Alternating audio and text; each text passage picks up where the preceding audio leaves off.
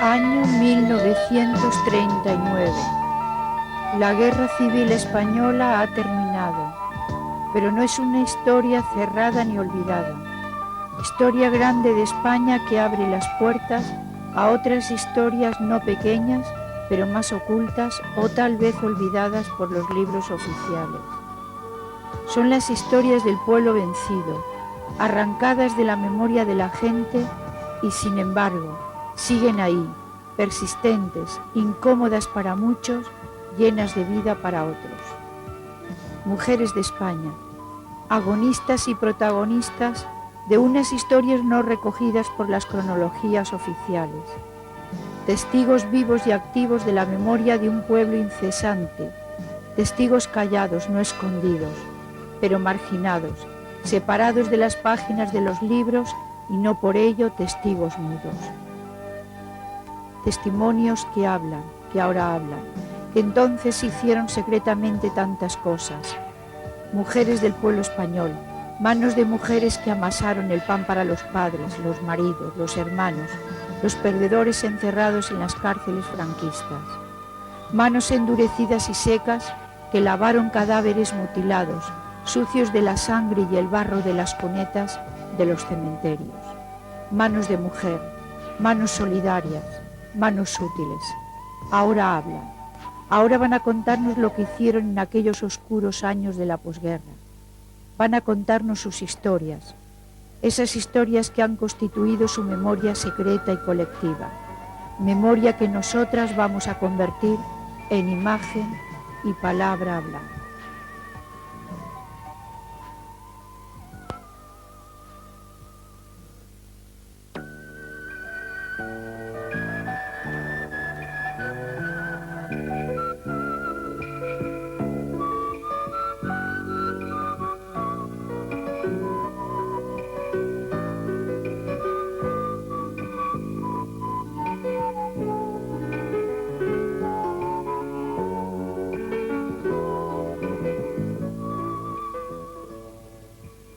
El final de la guerra, yo llegué al pueblo de San Juan y en el mismo día que llegué, pues por la noche nació mi hijo. Entonces, a otro día, yo tenía que haberme marchado en un barco que había en Alicante, donde después de haberse hablado con el capitán del barco, habían conseguido que se llevara a esa mujer y a ese niño recién nacido. Pero ocurrió que al estar en el puerto llegaron un grupo de concejales del Ayuntamiento de Madrid e intentaron subir a ese barco. Entonces el capitán del barco no soltó la escala porque dijo que no había pactado llevarse más que a la mujer y al niño y que no subía nadie más. Y como los otros no dejaron que subiera yo con mi hijo, pues el barco zarpó y yo me quedé allí y empezó la llegada masiva de todos los que huían con la esperanza de que el puerto de Alicante fuera el sitio de donde los barcos ingleses sacaran a los perdedores de la guerra. Desde el primer momento se vio que aquello no iba a suceder de ninguna manera, porque eran miles y miles y miles de personas las que se reunieron en aquel puerto. Se parlamentaba con las autoridades alicantinas franquistas, con el jefe de las tropas italianas que entraron en Alicante, y todo el mundo decía que sí, que se iba a procurar la salida de todo el mundo. Pero cada vez se estrechaba más el cerco de lo que era propiamente el puerto. Y empezó esa angustia tremenda y esa sensación de derrota que no tiene un porvenir, porque veías suicidarse a uno, colgarse de un poste de la luz a otro, tirarse con una piedra al cuello a otro, y la gente, esa sensación de decir, aquí estamos, no tenemos escapatoria posible, ¿y qué será de nosotros?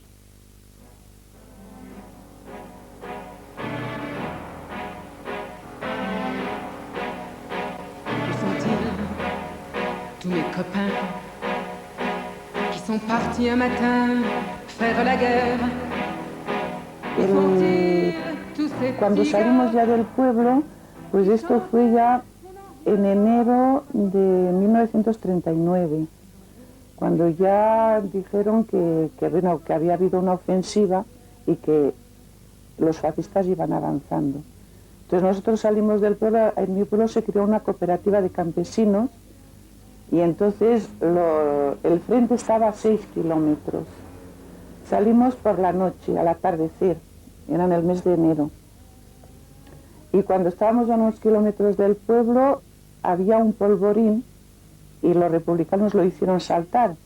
Entonces, la gente salió con carros, con mulas, y luego pues cogieron colchones, con lo cual los carros iban bastante llenos y a los críos nos habían subido arriba para no tener que ir andando. Y entonces, cuando hicieron explotar el polvorín, fue un estruendo tremendo y todo el cielo se iluminó de rojo. Y los chicos pues nos tiramos del carro, claro, por el miedo que tuvimos. Yo a partir de aquel entonces no quise volver a subir al carro. Y así emprendimos el camino hacia la frontera, pero siempre pensando que no íbamos a pasar la frontera, claro, que los iban a detener y que el frente se iba a parar. Estuvimos caminando por las carreteras de Cataluña pues casi un mes. El ejército venía detrás de nosotros muchas veces, es decir, que los teníamos al lado. Ya por fin, cuando llegamos al pie del Pirineo, allí nos detuvimos en una granja que había y entonces veíamos como el ejército se iba retirando y es cuando ya decidieron que había que pasar la frontera. Concentraron a varios gente española que estaba repartida en otros refugios y montaron un campo de concentración allí con barracas y alambradas en un pueblo que se llama Montando, que todo esto está por la región de Burdeos. Y aquel fue el último campo de concentración que existió en Francia. De hecho, me parece que todo el pueblo guarda un barracón allí. En septiembre del 41 nos dejaron salir del campo e ir a reunirnos con mi padre. Para salir de allí, yo no os puedo contar la emoción que teníamos, porque allí se había creado como familias. En este campo de concentración, pues allí se organizó, porque la gente se organizaba, a pesar de la miseria y de todo, pues hacíamos obras de teatro, pues cantábamos canciones de todas las provincias de España. Yo creo que es por eso que nosotros hemos guardado ese cariño a España, porque los mayores nos inculcaban ese cariño hacia la patria. Y yo de hecho allí empecé a leer y a escribir, porque no había podido ir a la escuela.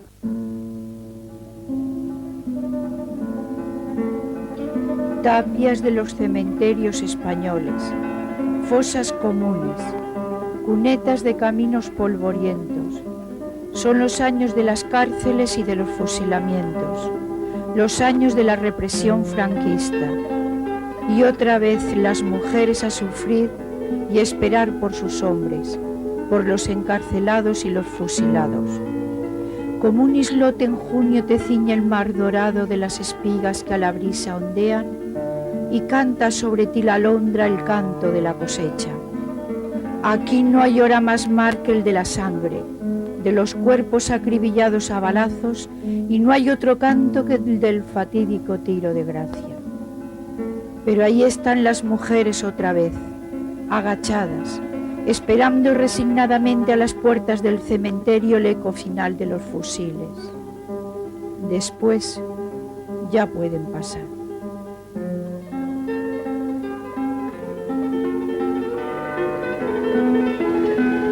Mas luego, claro, el recuerdo grande de ese cementerio de Paterna, donde había un hombre que eso era para ponerle una estatua,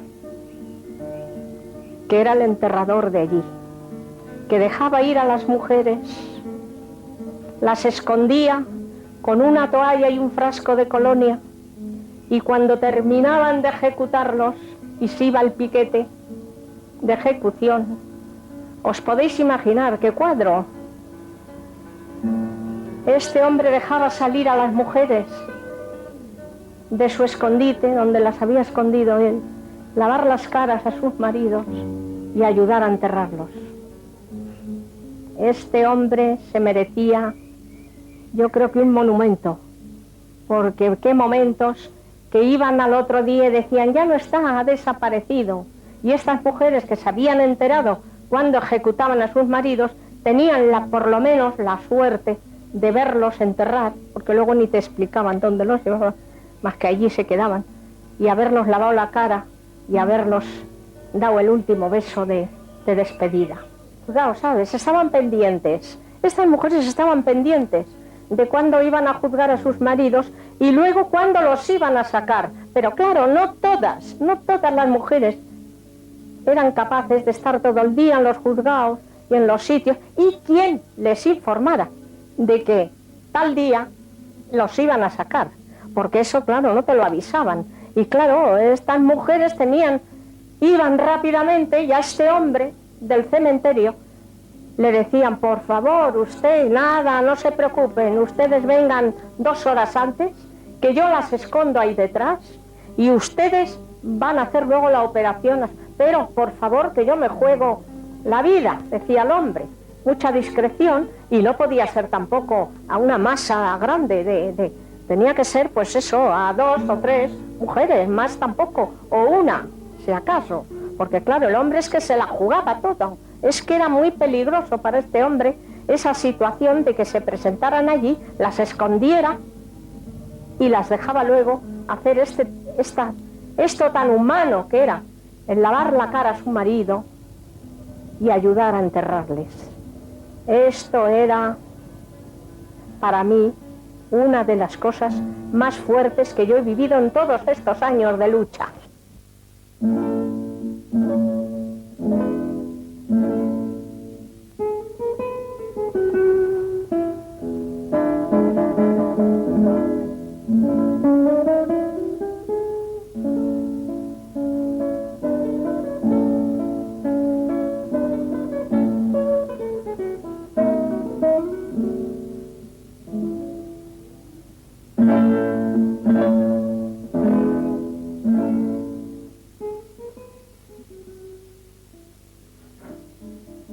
Pero justo estaba a punto de irme de vacaciones, porque fue el 15 de julio cuando a mí me detienen del 43. Y entonces en la detención caímos 6 o 7 personas. Yo pasé desde luego 65 días en gobernación. Fueron momentos muy duros y muy difíciles, porque desde luego allí estábamos bastantes personas. Había prácticamente lo que se dice gente de un comité central, parte de gente de un comité central del partido, gente de la juventud, y estábamos nosotras también, que éramos de un expediente y de otro, algunas de la juventud y otras que no lo éramos. Entonces, desde luego, la vivencia de la Dirección General de Seguridad fue tremenda. Las celdas eran muy pequeñas, nosotras estábamos 7 en una, nos llevaban a luchar con todas las mujeres prostitutas, y desde luego no teníamos ni siquiera un colchón ni una manta. Nos traían la comida de Porlier, una comida cada 24 horas, y la comida era muy mala, tan mala que nosotros cuando íbamos cantábamos: cuando vamos por el rancho vamos con mucha ilusión, cuando vamos por el rancho vamos con mucha ilusión, creyendo que tiene grasa y es agua con pimentón, creyendo que tiene grasa y es agua con pimentón. Esta comida nos la daban cada 24 horas, que venía de Porlier. Y nosotras nos divertíamos en medio de esta tragedia, que era estar allí viendo sacar a los compañeros y sacándote a ti, porque a mí, desde luego, me dieron de arriba abajo. Estuvo 20 años en la cárcel. Como cuando él entraba yo salía, cuando yo empecé a acudir allí ya llevaba 2 años. Quiere decirse que yo estuve consecuentemente y con todo mi conocimiento de causa acudiendo a Burgos, de lo cual me encuentro muy satisfecha durante 18 años, que es el periodo de la vida de una persona.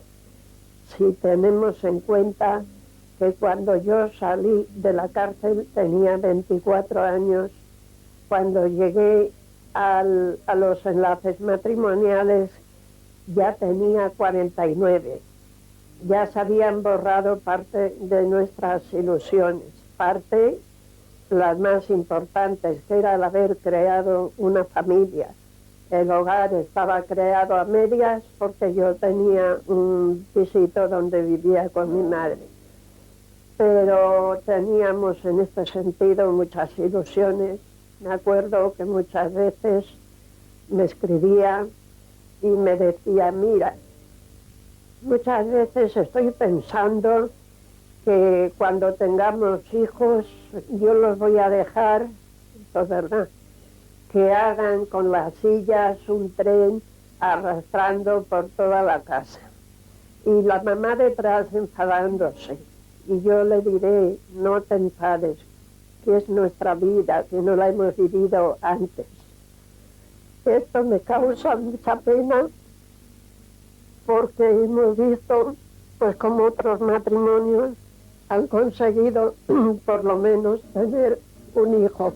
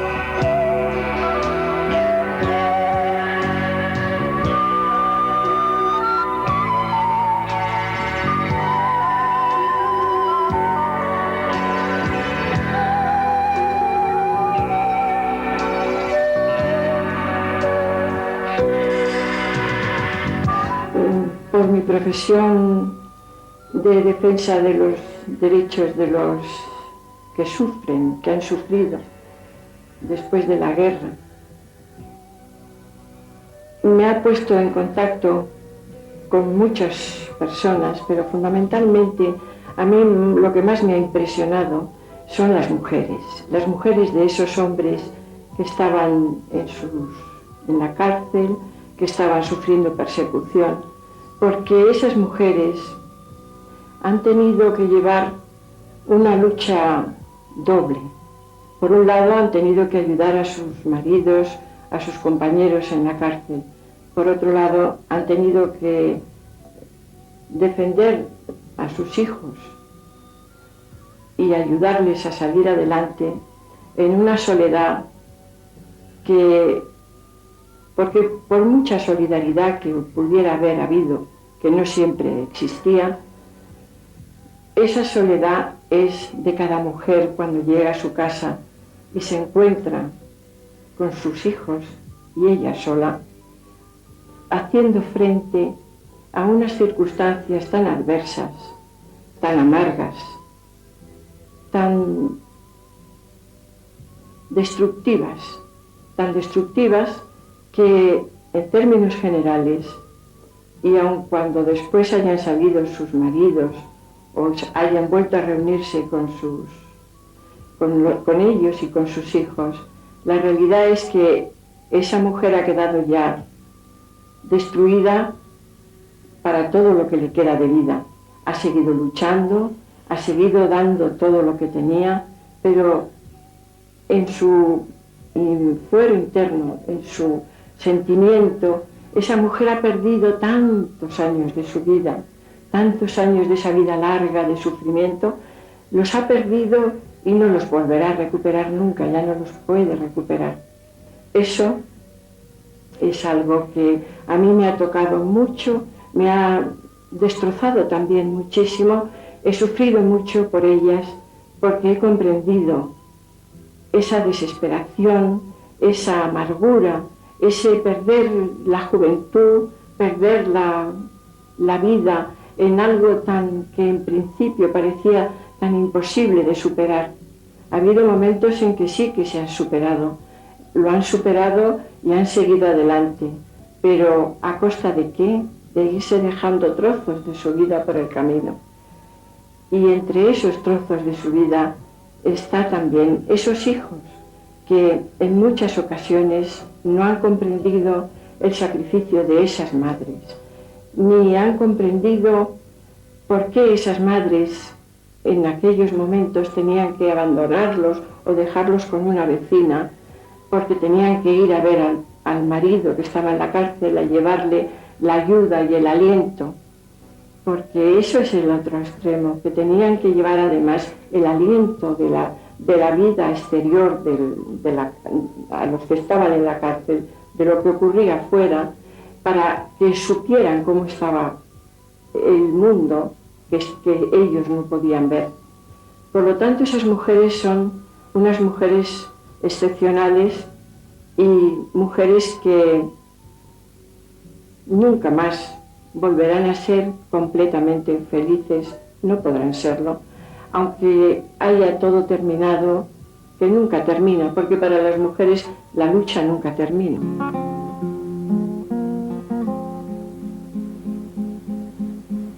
Si he perdido la vida, el tiempo, todo lo que tiré como una anilla al agua. Si he perdido la voz en la maleza, me queda la palabra.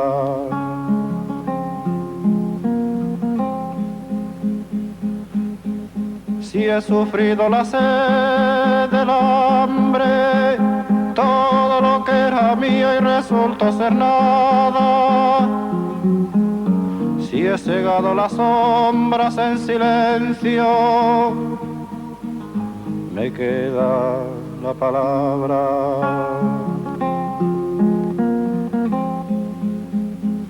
Si abrí los ojos para ver el rostro puro y terrible de mi patria, si abrí los labios hasta desgarrármelos, me queda la palabra.